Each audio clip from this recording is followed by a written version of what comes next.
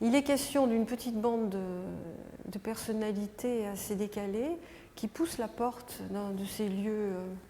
génériques qui sont une salle de patronage, une salle des fêtes, un de ces endroits où on échoue là, comme pour aller un peu mieux, et puis ils poussent la porte et ils se retrouvent les uns avec les autres. Et il y a une espèce de patronne, campée par Lorella Cravota, qui essaie de mettre de l'ordre dans tout ça et qui essaie de donner un sens et on s'aperçoit peu à peu que cette petite bande veut inventer une soirée prestige, une soirée un peu extraordinaire et ils se mettent tout de suite au travail. Donc c'est comme un petit îlot de résistance où, comme une dernière grande première fois, on vient chanter, danser quelque chose pour être un moment sublime. Il y a de la guitare électrique, il y a des sonorités un peu différentes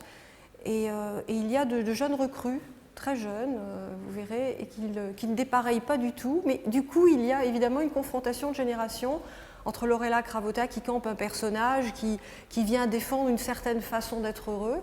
et puis cette jeunesse un peu tyrannisée, un peu fragilisée, qui essaie de trouver sa place et qui a beaucoup de mal à trouver. Il y a un déséquilibre sans arrêt. On ne sait plus où on en est, on ne sait plus où est le temps, on ne sait plus où sont les gens, on ne sait plus en fait.